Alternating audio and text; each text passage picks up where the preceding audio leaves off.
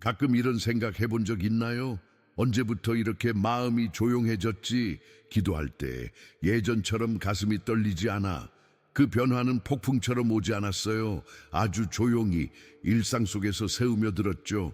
우리는 여전히 일어나 커피를 마시고 뉴스를 보고 내일을 계획하지만 영혼의 불빛은 조금씩, 그러나 분명히 희미해지고 있어요. 이건 박해도 전쟁도 아니에요. 총소리나 법의 금지가 아니라 그저 평범한 하루가 우리를 천천히 잠재우고 있는 거예요. 그 속삭임은 이렇게 말하죠. 괜찮아, 아직 시간 많잖아, 조금만 더 쉬어. 하지만 그 순간 영혼은 한 걸음씩 잠들기 시작합니다. 예수님은 이런 시대를 이미 아셨어요. 그래서 이렇게 경고하셨죠. 깨어 있으라. 그분의 말씀은 미래 예언이 아니라 오늘, 바로 지금을 향한 외침이었어요. 이건 두려움을 주려는 말이 아니라 사랑으로 깨우려는 호소예요. 당신이 느끼는 이 공허함, 이건 단순한 감정이 아니에요. 눈에 보이지 않지만 이미 교회와 영혼 사이를 가르고 있는 조용한 공격의 시작이죠. 이제 우리 그 어둠의 본질을 함께 마주할 시간이에요. 다음 순간 나는 당신과 함께 그 보이지 않는 속임수, 그 전쟁의 실체 속으로 걸어 들어가려 합니다. 당신은 느낀 적 있나요? 겉으론 아무 일도 없는데 이상하게 영혼이 무거워지는 순간, 기도하려 해도 집중이 안 되고 말씀을 읽어도 마음이 닿지 않는 그 낯선 공기. 그건 우연이 아닙니다. 이미 전쟁이 시작된 거예요. 이 전쟁은 총소리로 시작되지 않아요. 아무런 경고도 없이 당신의 일정표, 휴대폰 알림, 끝없는 할 일 사이로 조용히 스며듭니다. 눈에 보이지 않기에 대부분의 사람들은 그것이 공격이라는 걸 깨닫지 못하죠. 그러나 그 침묵 속에는 분명한 의도가 있습니다. 당신의 깨어있음을 무너뜨리려는 의도. 예수님은 이미 이 부분을 가장 먼저 경고하셨어요. 아무도 너희를 미혹하지 못하게 하라. 마태복음 24:4. 그분이 말씀하신 전쟁의 첫 번째 무기는 거짓 진리 빛의 옷을 입은 속임수였어요. 이 속임수는 악의 언어로 다가오지 않습니다. 대신 이렇게 속삭이죠. 이건 하나님께서 너에게 주신 새로운 길이야. 너무 깊이 생각하지 마. 사랑이면 충분해. 말은 달콤하지만 그 영은 다릅니다. 진리의 형태를 하고 있지만 중심에는 순종이 사라져 있죠. 이건 단순한 교리의 문제가 아니에요. 당신의 영적 초점이 흐려지는 순간 하나님 대신 감정이 길잡이가 되고 분별 대신 편안함이 기준이 됩니다. 이 전쟁은 세상 밖이 아니라 당신의 내면에서 일어나고 있어요. 그리고 그 싸움에서 패배하는 순간 믿음은 남아있지만 생명력은 사라집니다. 이제 진짜 물어야 할 때예요. 나는 지금 깨어 있는가? 아니면 이미 속고 있는가? 다음 장에서 우리는 그 속임수가 사용하는 세 개의 화살, 유혹, 분산, 그리고 마비, 그 치명적인 메커니즘을 하나씩 드러낼 것입니다. 조용히 마음을 들어보세요. 당신은 지금 어떤 전쟁터 위에 서 있는지 아시나요? 이 싸움은 피나 폭력이 아니라 감각을 둔하게 만드는 전쟁입니다. 적은 절대 정면으로 오지 않아요. 그는 천천히, 그러나 정확하게 세 개의 화살을 쏩니다. 첫 번째 화살은 유혹이에요. 유혹은 언제나 그럴듯한 옷을 입고 다가옵니다. 영적인 성장처럼 보이고 새로운 깨달음처럼 들리죠. 하지만 그 중심엔 자기 중심이 자리 잡고 있습니다. 십자가 없는 은혜, 회개 없는 영감, 거룩 없는 영광. 이건 마치 아무것도 포기하지 않아도 충분히 변할 수 있다는 달콤한 거짓말과 같습니다. 사람은 그 말을 듣고 위로를 받지만 동시에 진리에서 멀어집니다. 빛처럼 보이지만 그 빛은 영혼을 태우지 않습니다. 두 번째 화살은 분산이에요. 적은 죄를 이용하지 않아도 돼요. 단지 당신을 너무 바쁘게 만들면 됩니다. 끝없는 알림, 멈추지 않는 영상, 좋은 일처럼 보이는 일들까지도 하나님과의 시간을 조금씩 밀어냅니다. 마치 도시의 소음 속에서 누군가의 속삭임을 들으려는 것처럼 당신의 마음은 점점 그분의 목소리를 잃어갑니다. 분산은 단순한 산만함이 아닙니다. 그것은 영혼의 침묵을 빼앗는 전술이에요. 세 번째 화살은 마비, 즉 영적 무감각입니다. 처음엔 죄가 아프고 양심이 울립니다. 그러나 반복된 노출 속에서 마음은 점점 굳어가죠. 더 이상 회개가 절실하지 않고 말씀도 뜨겁지 않아요. 그렇게 영혼은 천천히 그러나 확실히 얼어붙습니다. 이 세 가지 화살은 순서대로 작동합니다. 유혹으로 당신의 시선을 돌리고 분산으로 시간을 빼앗고 마지막으로 마비로 영혼을 잠재우죠.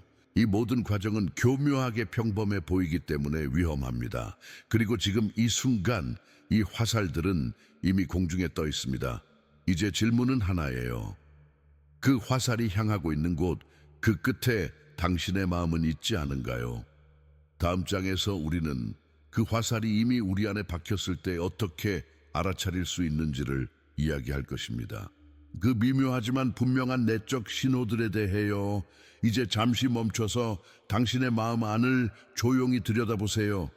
겉으로는 아무 일도 없는 듯 보이지만 그 안에서는 이미 영적인 침식이 진행되고 있을지 모릅니다. 가장 흔한 징후 중 하나는 지적인 신앙이에요. 우리는 말씀을 알고 교리를 논하고 논쟁에서 이기지만 삶은 여전히 변하지 않습니다. 마치 러닝머신 위를 뛰지만 결국 제자리에서 벗어나지 못하는 것처럼요. 또 다른 증거는 교묘한 혼란입니다. 성경 구절이 잘려나가 문맥 없이 사용되고 이것도 맞는 말 같고 저것도 틀린 것 같지 않아 라는 생각이 마음을 뒤흔듭니다. 그러다 보면 어느새 기준이 사라집니다. 하나님이 아닌 나의 감정이 옳고 그름의 중심이 되어버리죠. 그리고 그 다음은 죄에 대한 무감각이에요. 예전엔 눈물로 회개하던 일이 이제는 그럴 수도 있지 라는 말로 스스로를 설득합니다. 양심은 여전히 속삭이지만 우리는 그 목소리를 듣지 못한 척하며 스크롤을 내리죠. 마지막으로 나타나는 것은 기도의 간헐적 습관화입니다. 기도가 대화가 아니라 의무가 되고 말씀은 생명의 양식이 아니라 하루 한 번의 종교적 루틴이 됩니다. 이때 사랑은 식고 예배는 형식이 되며 사람과의 관계 속에서도 은혜가 사라집니다. 예수님은 이 상태를 이렇게 표현하셨죠. 불법이 성함으로 많은 사람의 사랑이 식으리라. 마태복음 24:1. 그 말은 단순히 감정이 식는다는 뜻이 아닙니다. 사랑의 방향이 바뀐다는 의미예요. 하나님이 아닌 세상으로. 그렇다면 이제 질문해야 합니다. 이 징후 중 몇 가지가 이미 내 안에 자리 잡고 있지 않은가? 다음 장에서 우리는 이 공격의 숨은 전략, 즉 적이 어떻게 경계하는 자를 조차 무너뜨리는지를 살펴보게 될 것입니다. 놀랍게도 적의 화살은 영적으로 게으른 자들을 향하지 않습니다. 그는 이미 그들을 손에 넣었으니까요. 그가 진짜로 노리는 건 깨어있는 사람들, 다른 이를 깨우는 빛을 가진 자들입니다. 적은 이런 자들의 불빛을 끄기 위해서의 가지 전략을 사용합니다. 첫 번째는 안일함의 속삭임이에요. 괜찮아, 이제 충분히 성숙했잖아. 그 정도면 하나님도 기뻐하실 거야. 이 목소리는 부드럽고 설득력 있지만 그 안에는 영혼의 무장을 풀게 하는 독이 숨어 있습니다. 이 속삭임에 넘어가는 순간 기도의 자리는 쉬어도 되는 시간이 되고 말씀은 나중에 읽어도 되는 것이 됩니다. 그렇게 긴장은 풀리고 감각은 흐려지죠. 두 번째 전략은 과부하 고후허입니다. 적은 당신의 마음을 죄로 채우지 않습니다. 대신 좋은 일들로 가득 채우죠. 일, 봉사, 계획, 책임, 그리고 해야만 하는 것들. 모두 선해 보이지만 하나님과의 친밀함을 잠식합니다. 등불을 들고 있지만 기름은 점점 마르고 있는 셈이에요. 세 번째 전략은 상처의 미해결입니다. 이건 가장 조용하지만 가장 파괴적입니다. 작은 오해나 서운함이 자라 결국 쓴 뿌리가 됩니다. 그 뿌리는 용서를 삼키고 사랑을 가리고 결국 영혼을 도구로 채웁니다. 히브리서 12장 15절의 말씀처럼 쓴 뿌리가 자라 많은 사람을 더럽게 한다. 이 세 가지 전략은 다정한 얼굴로 다가와 경계하는 자들의 눈을 서서히 감깁니다. 그리고 어느새 등대의 불빛이 사라진 밤바다처럼 많은 영혼이 방향을 잃죠. 이제 우리는 묻지 않을 수 없습니다. 나는 깨어 있는가? 아니면 이미 이 전략 속에 빠져 있는가? 다음 장에서 그 답을 찾기 위한 영적 테스트가 시작됩니다.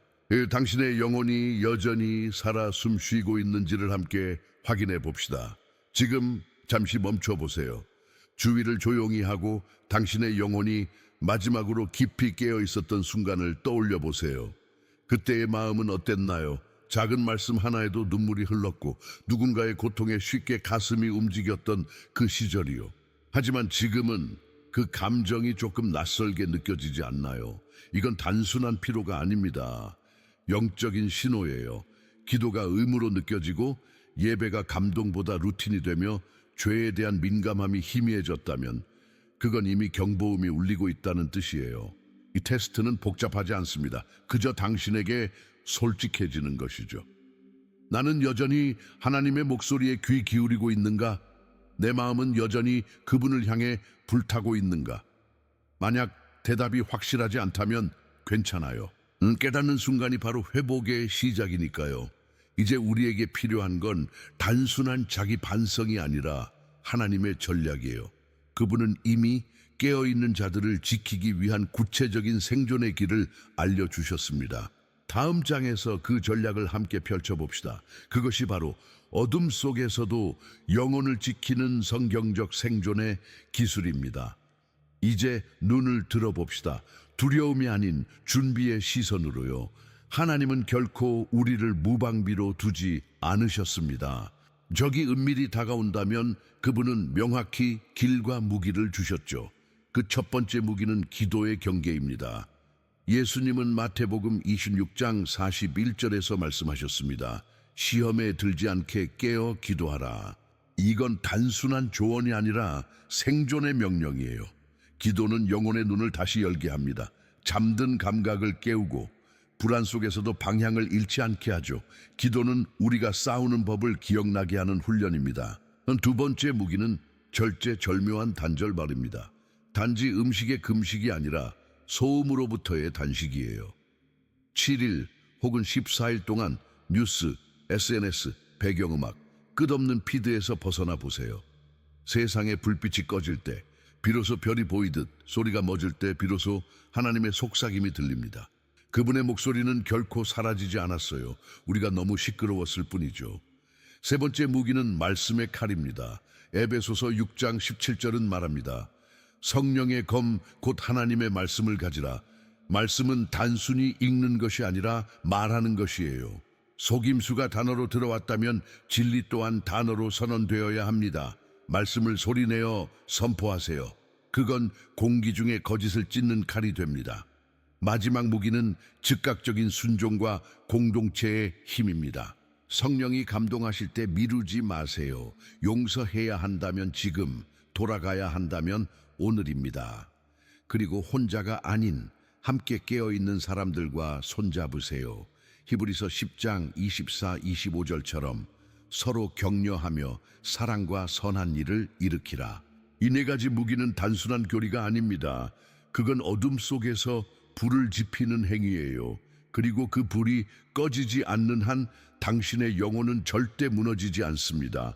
하지만 만약 우리가 아무것도 하지 않는다면 그 불은 천천히 그러나 확실히 사라지기 시작합니다. 다음 장에서 그 침묵이 어떤 대가를 부르는지 함께 마주해 봅시다. 아무 일도 하지 않는다는 건 결국 천천히 잃어가는 것을 의미합니다. 기도를 미루는 하루가 곧 하나님의 음성을 잇는 한 주가 되고 그 침묵은 어느새 삶의 배경음처럼 익숙해집니다. 그때부터 신앙은 형태만 남습니다. 기도는 입술의 습관이 되고 말씀은 단어로만 존재하며 사랑은 감정보다 예의가 됩니다. 영혼의 불빛은 여전히 깜박이지만 그건 더 이상 타오르는 불이 아니라 꺼져가는 잔불이에요. 예수님은 이 상태를 비유로 말씀하셨죠. 10처녀 중 5은 등을 들었지만 기름을 준비하지 않았습니다. 그들은 늦지 않았다고 생각했어요. 하지만 문이 닫힌 후 들려온 말은 냉정했습니다. 진실로 너희에게 이르노니 내가 너희를 알지 못하노라. 마태복음 25, 1, 2. 그들은 주님을 거부한 게 아니었어요. 단지 준비하지 않았을 뿐이었죠. 이게 바로 침묵의 위험이에요. 적은 당신에게 죄를 짓게 만들 필요가 없습니다. 단지 조금씩 미루게 만들면 됩니다. 기도를, 회개를, 사랑의 행동을 나중에로 미루게 하죠. 그 미루는 동안 영혼은 조용히 잠들어갑니다. 사도 바울은 이 경고를 다시 상기시킵니다. 진리를 사랑하지 않은 자들은 미혹에 빠져 거짓을 믿게 되리라. 데살로니가후서 2:12 그 순간 마음의 나침반은 잘못된 방향으로 고정되어 버립니다. 그리고 사람은 스스로 옳다고 확신하면서 점점 어둠 속으로 걸어갑니다. 그렇게 예수님은 단순히 준비하라가 아니라 계속 깨어 있으라고 하신 거예요. 준비는 한 번의 결단이 아니라 매일 다시 붙잡는 자세입니다. 다음 장에서는 그 마지막 부름, 깨어있는 자에게 주신 예수님의 초대, 그 결정적인 한 걸음을 함께 보게 될 것입니다. 이제 우리는 모든 것을 보았습니다. 전쟁의 실체, 적의 전략, 그리고 영혼의 침묵. 그러나 이 이야기는 절망으로 끝나지 않습니다. 예수님은 두려움이 아닌 희망의 부름으로 이 메시지를 남기셨습니다. 너희 허리에 띠를 띠고 등불을 켜라. 누가복음 12:35. 이건 단순한 상징이 아닙니다. 그분은 우리 각자에게 말씀하십니다. 아직 늦지 않았다. 불을 다시 켜라. 깨어있는다는 건 완벽해지는 게 아닙니다. 그건 다시 일어나는 습관이에요. 넘어졌어도 일어나고 멀어졌어도 다시 기도하며 어제의 침묵을 오늘의 찬양으로 바꾸는 일, 이게 바로 깨어있는 영혼의 리듬입니다. 만약 지금 당신의 등불이 희미하다면 그건 끝이 아니라 시작의 신호입니다. 당신이 이 말을 듣고 마음이 흔들린다면 그건 하나님이 여전히 당신을 부르고 계시다는 증거예요. 지금 이 순간 결심하세요. 다시 깨어나겠다고, 다시 기도하겠다고. 그리고 그 결심을 행동으로 옮기세요. 오늘 밤 10분의 침묵 속에서 하나님께 마음을 열어보세요. 그분은 기다리고 계십니다.